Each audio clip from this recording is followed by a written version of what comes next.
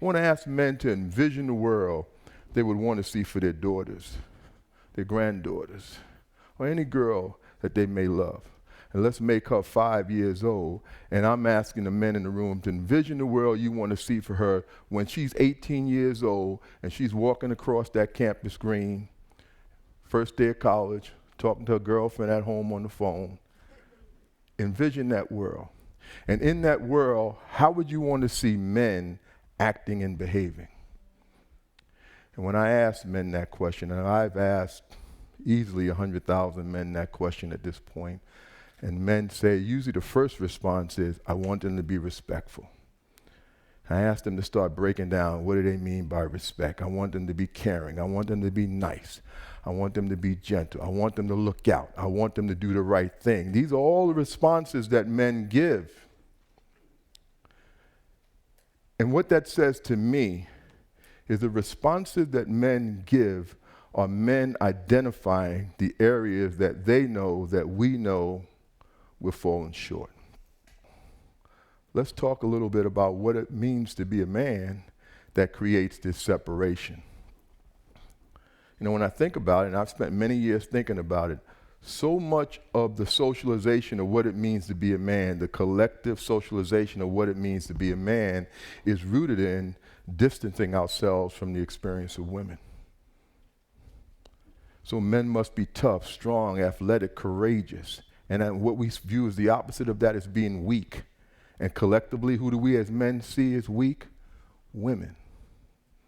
You know, we have this definition of manhood that's kind of wrapped in muscles. You know, it's wrapped in muscles. Men are strong, women are weak. And then we go about our business as men never, ever, ever appearing weak. And for many of us, we get weak all the time. But we don't use the word weak to define when we're weak. I'm a little tired. Not feeling too good today. Yeah, I'm a little wore out. Oh, you ain't wore out, you're weak, man. You're feeling weak.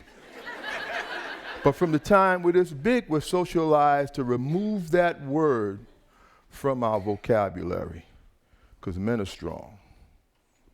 Women are weak. Then we go about our business, never, ever, ever appearing to be weak, distancing ourselves from the experience of women, or at least our illusion of that experience, particularly in this example, to define what it means to be a man. And it is an illusion, because you know, when you really allow yourself to think about it, we have this definition of strength that's wrapped in muscles. But when we allow ourselves to be more comprehensive, and I ask men this, if we, you know, let's be more comprehensive about the word strength. Then they start talking about integrity. They talk about ethics. They talk about the power and the strength of sticking and staying. They talk about commitment. You know, they talk about faith. You know, men, and then you know, when they start rattling off the responses, they're thinking about women in their lives. When they start rattling, you know, you know, truth be told, I think about growing up as a boy. I grew up between Harlem and the Bronx. And I can even think into my adult life in many cases, many cases. I knew way more strong women than I knew strong men once I got past muscles.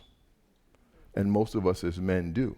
But we have this rigid definition that works for our, at many times, rigid definition of manhood that creates this separation.